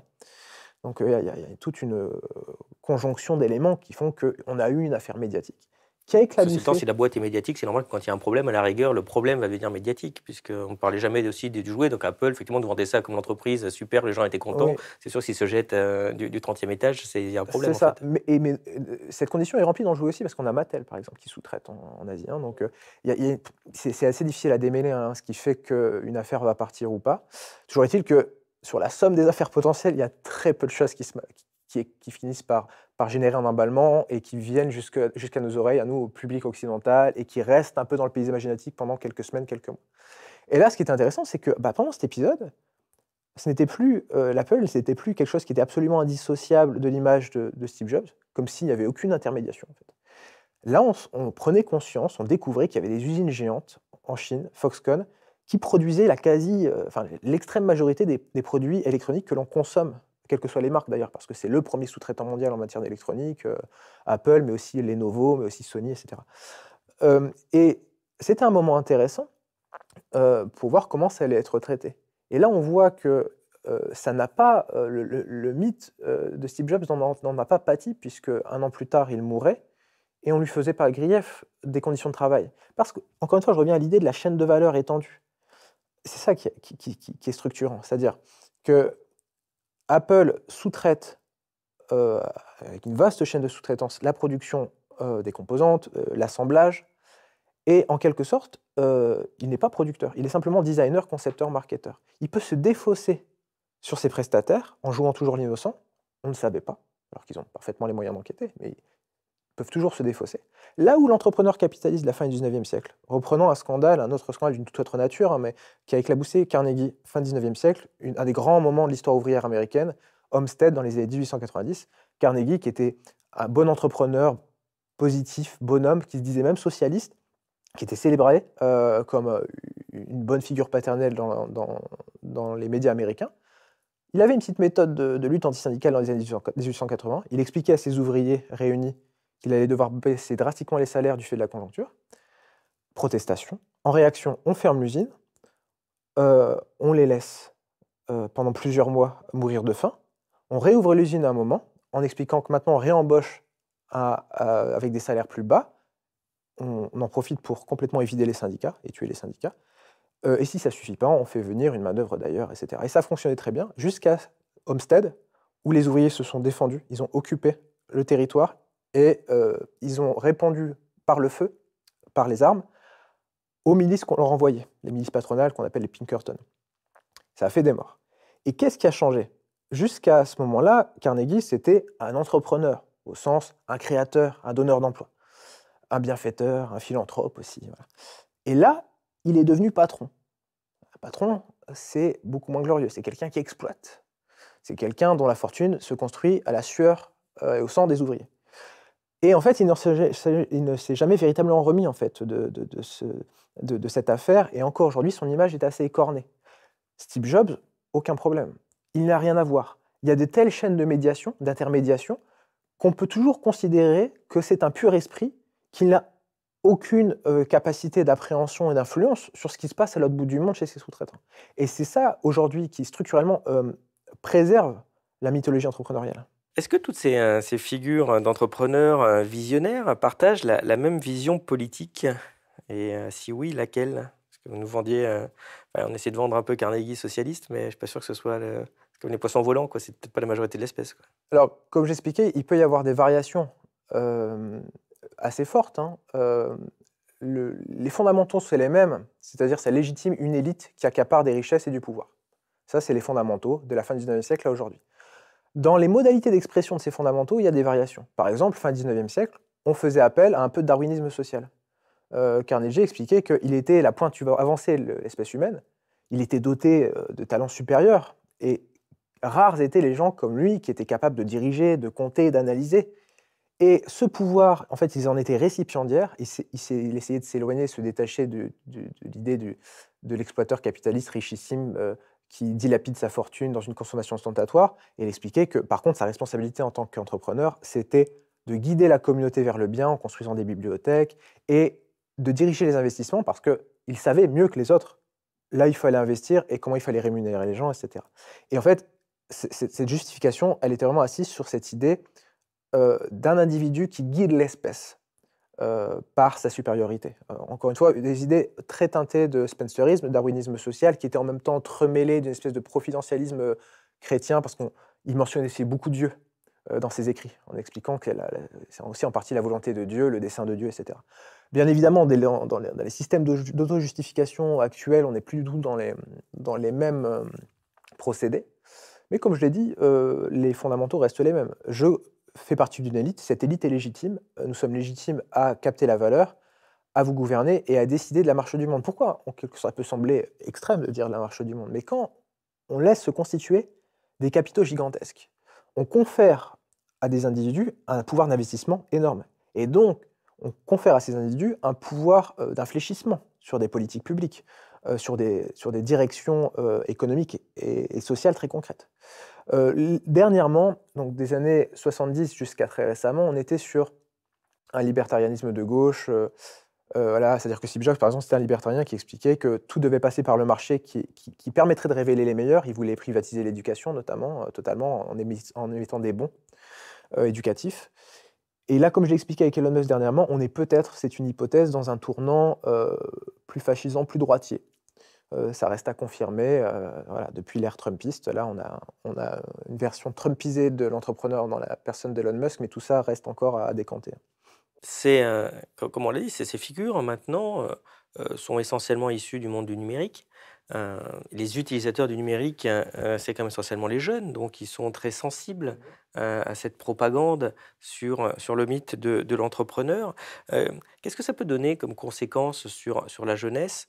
Je pense au point que j'en parlais tout à l'heure, est-ce que ça les rend pas aussi, par exemple, plus critiques du salariat, plus critiques de l'entreprise qui a ses défauts, mais aussi ses protections et qui peuvent peut-être en effet vouloir les rendre plus indépendants dans l'activité? Est-ce que ça a d'autres conséquences sur la jeunesse?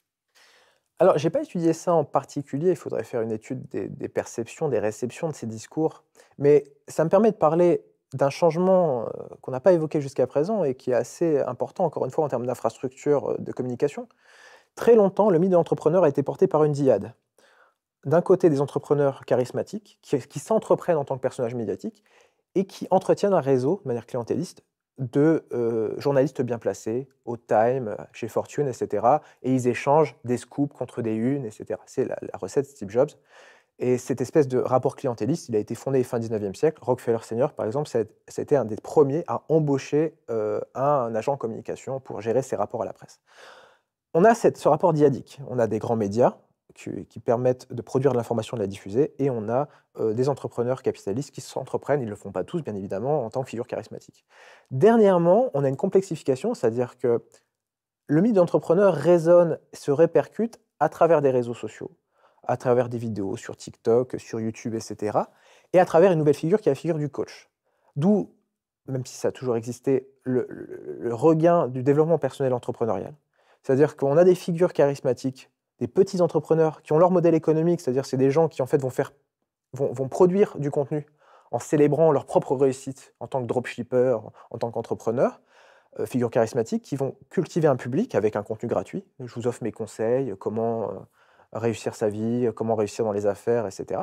Et ensuite, c'est la formule une partie gratuite et une partie de freemium premium, une partie gratuite et une partie payante. Et ensuite, si vous voulez accéder à ma parole, dans des séminaires, dans du coaching, etc., il faut payer. Et en fait, on a une multiplication des individus, des micro-célébrités sur Internet entretenant ce modèle d'affaires. Et c'est eux, de plus en plus, qui sont les disséminateurs du milieu entrepreneur. Par exemple, si vous prenez, je ne vais pas les citer nommément, mais parmi les entrepreneurs coachs les plus célèbres en France aujourd'hui, à travers leurs histoires, à travers la glorification d'eux-mêmes et de leur propre intelligence et de leur réussite entrepreneuriale, ils vont citer des petites anecdotes tirées de la vie de Steve Jobs, de Zuckerberg, etc., etc. Et ça, c'est une forme de renouveau dans la diffusion et le renforcement du milieu entrepreneur. Mais comme vous avez beaucoup étudié ce phénomène, est-ce qu'au final, vous pensez que ce mythe de l'entrepreneur, c'est un véritable problème politique, ou est-ce que c'est juste un symptôme? Mon opinion, c'est que c'est simplement une composante de la superstructure idéologique du capitalisme. Au même titre que plus largement le développement personnel, qui a tendance, même si c'est plus complexe que ça, encore une fois, il faut faire des études de réception. Les sociologues du développement personnel nous expliquent que c'est pas si schématique, mais tout de même, il y a quand même un biais très individualisant. C'est-à-dire que les solutions aux problèmes du monde qui s'expriment dans ta vie sont en toi et non pas dans le monde. Il ne faut pas militer, il ne faut pas lutter, il faut travailler sur soi pour être un meilleur entrepreneur, un meilleur salarié. Voilà, il y a une direction très clairement individualiste, atomisante à toute cette littérature. Donc ça fait partie de ce paysage, effectivement.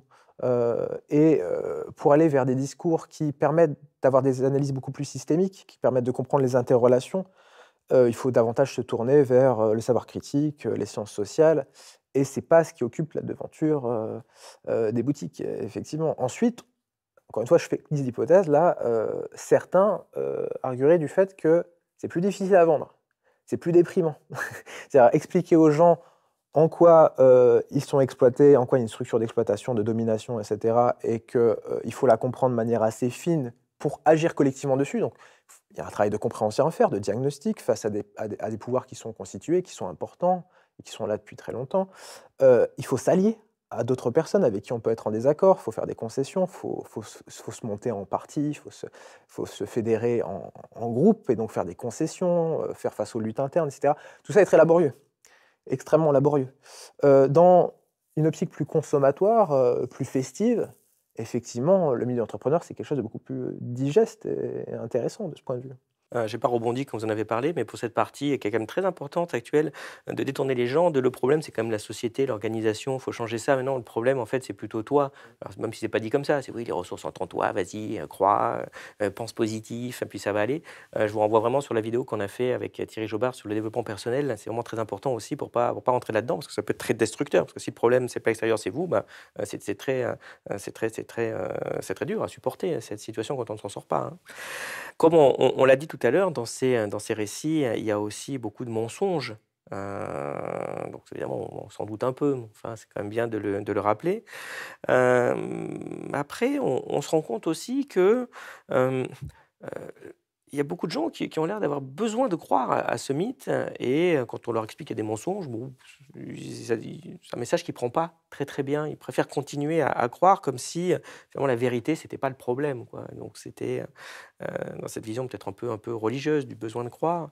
Est-ce que c'est possible et même désirable d'essayer de démonter ces mythes? Ce qui est sûr, c'est que c'est insuffisant. Le travail que j'ai fait dans cet ouvrage, en fait, en quelque sorte, je prolonge et j'essaye de structurer et de renforcer une critique que d'autres ont émise avant moi, il y a même un siècle. C'est-à-dire que fin 19e siècle, début du 20e siècle, comme je vous l'expliquais, constitution de ces grands pouvoirs que sont les grandes entreprises modernes, voilà, des créatures juridiques, des créatures économiques, qui étaient à l'époque assez contestées, même si maintenant ça a basculé dans l'impensé et ça nous semble complètement naturel que de telles entreprises multinationales existent et un tel pouvoir économique. À l'époque, ça a été contesté.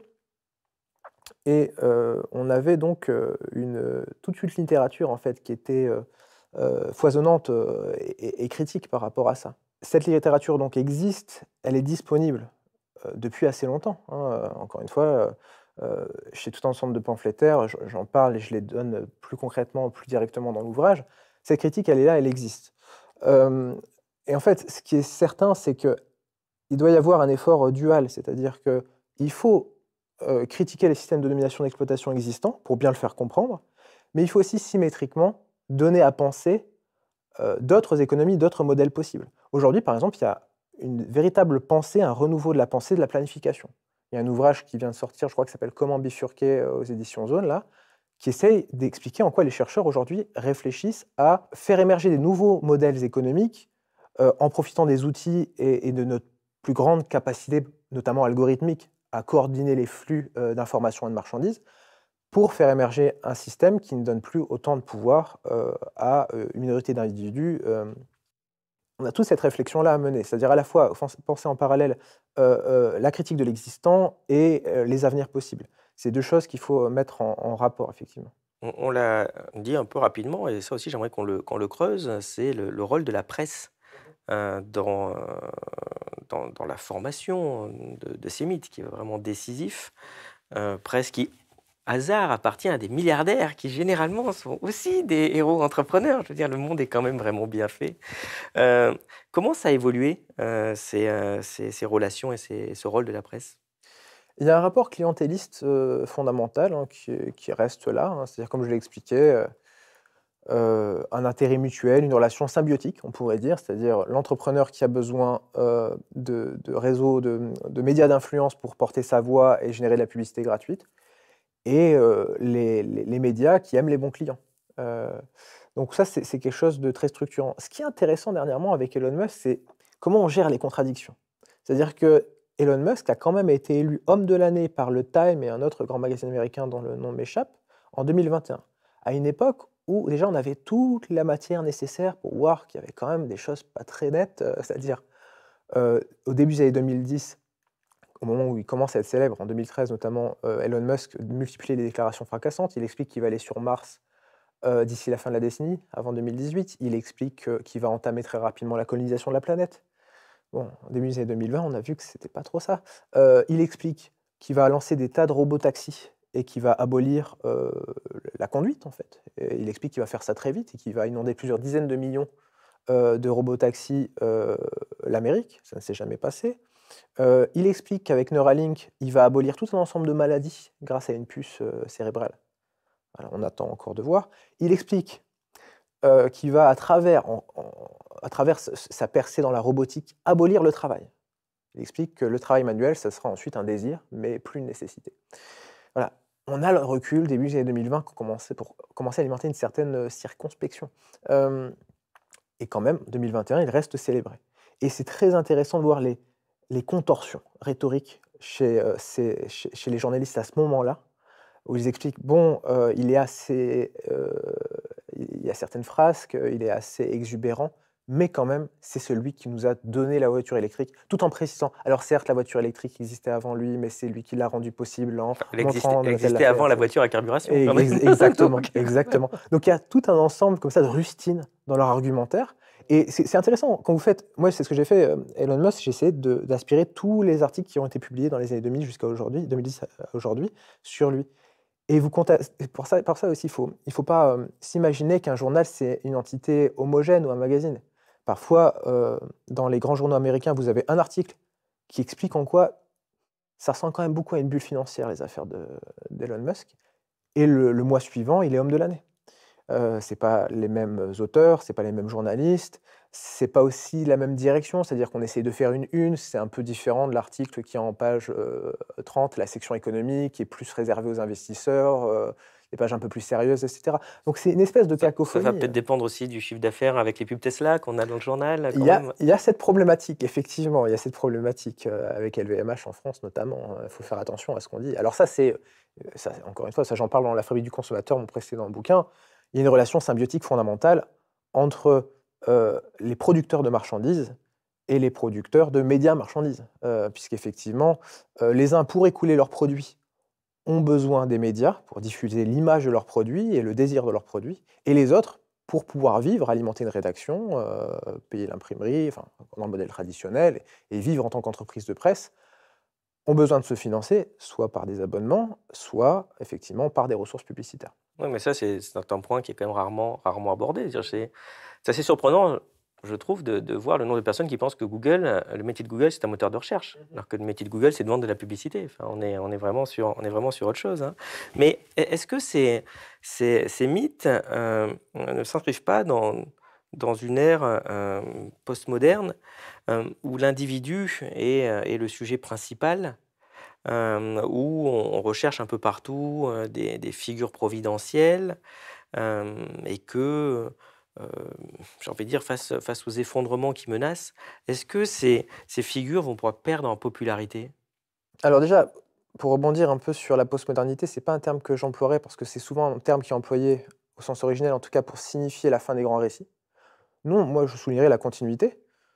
Le grand récit entrepreneurial s'inscrit dans les canons narratifs qui ont été ceux du grand récit national au XIXe siècle, comme je l'avais expliqué. Ensuite, est-ce que ça marque une rupture? Dans l'histoire du capitalisme avancé, non, à mon sens. Encore une fois, pour moi, est-ce qu'on peut prévoir une rupture à venir? À mon sens, non. C'est-à-dire, certains journalistes, pendant toutes les communications que j'ai pu réaliser, les interviews que j'ai pu donner autour de cet ouvrage, m'ont demandé, mais avec la chute symbolique d'Elon Musk, est-ce que c'est pas la fin de ce mythe de l'entrepreneur? Musk, comme les prédécesseurs, c'est une incarnation transitoire du mythe de l'entrepreneur. Pour moi, le mythe d'entrepreneur, il a une présence, une fonction, et il est là de manière structurelle, parce qu'il vient, encore une fois, comme je l'ai expliqué, incarner le marché et les grandes puissances capitalistes, et il vient les légitimer. Moi, le pari que je fais, encore une fois, c'est vraiment une opinion personnelle, puisque je ne vois pas l'avenir, c'est que, imaginons que demain, Musk soit puissamment discrédité. Eh bien, on verrait quelqu'un prendre sa place dans l'imaginaire, dans le paysage médiatique. On peut s'imaginer aussi des mutations rhétoriques. On peut s'imaginer que dans 10 ans, la phase actuelle serait terminée et qu'on a des renégociations dans les rapports de pouvoir et on mettrait plus en avant, davantage en avant, des entrepreneurs, de grands entrepreneurs fairwashers, greenwashers. Mais fondamentalement, quand bien même au niveau rhétorique, on aurait des différences extrêmement marquées, et je l'ai expliqué tout au long de l'histoire, on a au niveau rhétorique des différences marquées. Carnegie, c'est pas du tout Musk. Sur les fondamentaux, le système de pouvoir que ce mythe enrobe, on est vraiment sur une très grande continuité. On a des moyens de production qui sont aux mains d'une minorité qui doit légitimer son pouvoir sur la production et le fait à travers de la narration. Comme vous l'avez cité précédemment, est-ce que ces entrepreneurs vous font pas penser à certains personnages de Ayn Rand, qui je rappelle est une libertarienne qui a été un peu précurseur de ce mouvement-là, qui célébrait l'égoïsme, qui ne voulait pas du tout de solidarité dans la société. Quand on lit cette philosophe aujourd'hui, enfin, c'en est presque comique, tant ça peut être ridicule dans l'extrémisme de la vision. Et pourtant, son imaginaire nous semble nous avoir atteint en partie.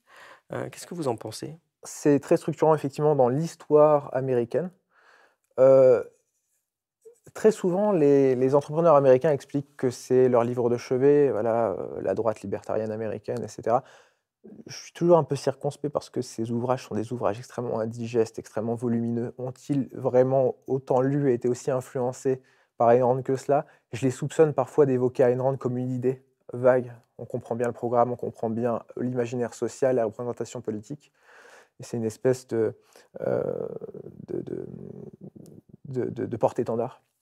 Mais effectivement, il y a une continuité, la célébration, de personnages surhumains, héroïques et d'une avant-garde. Comme je l'expliquais, Atlas, portant le monde. Effectivement, on a cette continuité, narrative très forte et on peut, multiplier les parallèles entre les histoires, les modes de narration que l'on peut voir dans la littérature commune et moi, c'est ce qui m'intéresse, la littérature commune, c'est-à-dire les petits articles de journaux, les documentaires, c'est ce dont j'ai tiré, c'est de la scène dont j'ai tiré les analyses de ce livre, hein, c'est-à-dire, heu, la littérature, passante, les articles de presse, les biographies, qui font un best-seller et qui ensuite sont oubliés.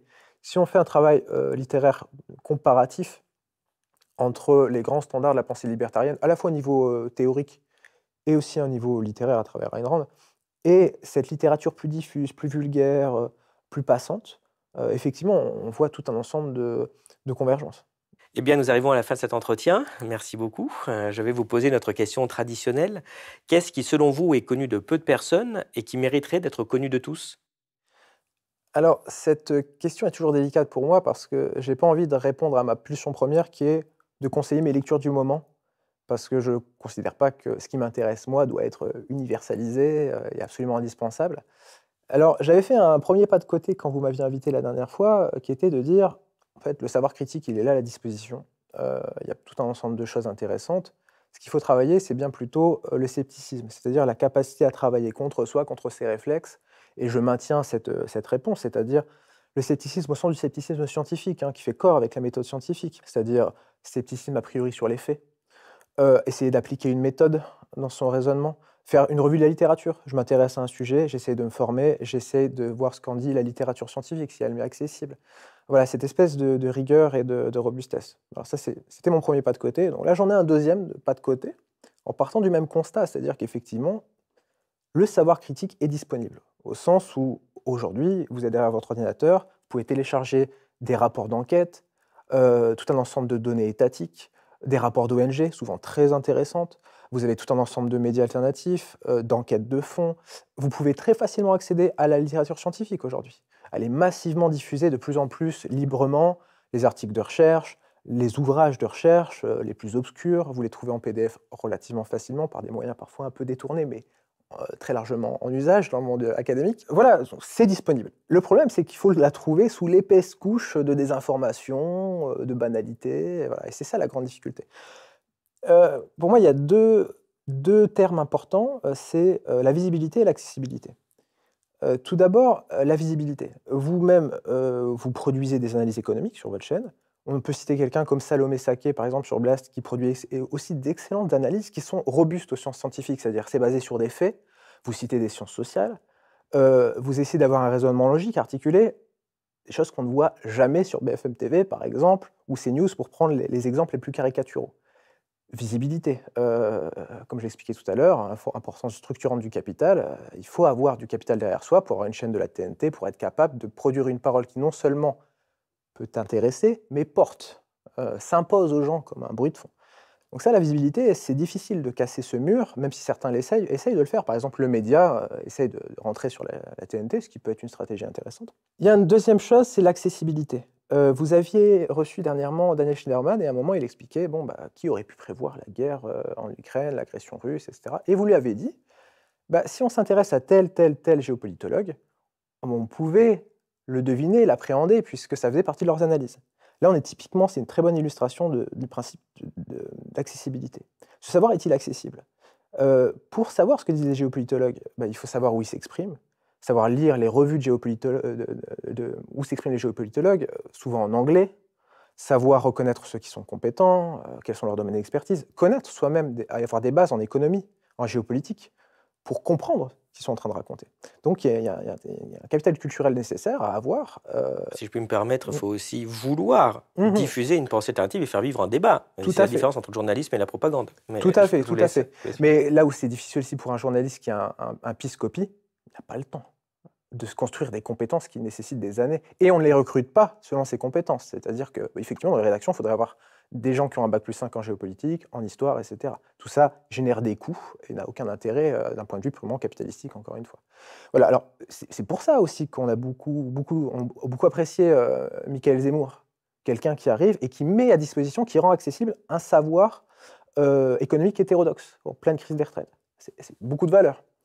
J'ai derrière moi, là, dans votre bibliothèque, il y a un excellent ouvrage d'histoire de Howard Zinn qui s'appelle L'histoire populaire des États-Unis, un grand classique de l'histoire marxiste. Les trois catégories c'est pas des élucubrations fanatiques ou complotistes. Tout ce qu'il raconte est sourcé dans des presses universitaires, Princeton, Cambridge, etc., dans des rapports étatiques, les Pentagon Papers, etc. Donc disponibilité de l'information. Accessible parce que même si c'est un livre assez épais, ça se lit comme un roman, c'est très agréable à lire. C'est le roman de l'histoire américaine où vous explique que non, l'Amérique, ce n'est pas la grande démocratie, le pays des libertés, c'est un pays esclavagiste, colonialiste et impérial, qui a écrasé les mouvements sociaux qui ont émergé. Donc visibilité ensuite, puisque comme c'est un ouvrage très agréable à lire, il y a eu un bon bouche à oreille, il est devenu visible, c'est devenu un classique. Voilà, alors ça c'est les 3 points. Alors comment agir sur tout ça, ce qu'on peut faire à un niveau individuel? On est parfois tantôt producteur de contenu, consommateur de contenu, de livres, de threads Twitter, d'articles, de vidéos, etc. Tout confondu, tout média confondu, tout format confondu pour la diffusion du savoir critique. Qu'est-ce qu'on peut faire? Alors, quand on est producteur de contenu, être accessible, rendre accessible. Et ça, c'est quelque chose que nous, universitaires, on a tendance à ne pas faire parce qu'on n'est pas incité à le faire. Donc on peut s'enfoncer dans des logomachie, dans des débats de spécialistes, parce que la structure de l'économie de la publication aujourd'hui, en fait, nous y pousse. Mais on peut considérer aussi que c'est notre responsabilité, rendre les choses accessibles. Et du côté du public, ou quand on passe du côté du public, il y a partager le contenu qui présente des grandes qualités pédagogiques, mais il y a aussi travailler justement à se rendre accessibles les choses, travailler des compétences. Ou j'irais plutôt travailler une compétence, parce que dans les intellectuels toutologues aujourd'hui que vous voyez fleurir sur Internet, qui sont parmi les plus grands, encore une fois une source commerciale, c'est-à-dire ceux qui ont le plus de succès, vous avez des gens, je ne les citerai pas parce qu'ils ont les procès faciles, mais qui sont capables, en faisant des centaines de milliers de vues, de parler d'histoire de l'architecture, de théorie de l'éducation, de géopolitique, de théorie littéraire, d'histoire des religions. Ils sont à la fois anthropologues, sociologues, démographes, historiens. Ce n'est pas possible. Il faut être modeste par rapport à la science, c'est-à-dire que travailler une discipline, déjà, une vie ne suffit pas. Les théories sont nombreuses, les méthodologies variées. C'est extrêmement complexe. Et il faut être aussi un peu privilégié, avoir accès à des études supérieures et ensuite avoir suffisamment de temps libre pour lire, se former. Si on a cette chance, du côté du public, de pouvoir s'économiser un peu de temps à soi et lire, ça peut être très intéressant de travailler à se construire ce type de compétences, pour être capable non seulement de repérer la matière critique intéressante qui circule dans les écosystèmes informationnels, mais aussi réussir à la mobiliser et la construire soi-même en allant chercher de la littérature grise, en allant comprendre des phénomènes grâce aux compétences qu'on s'est constituées.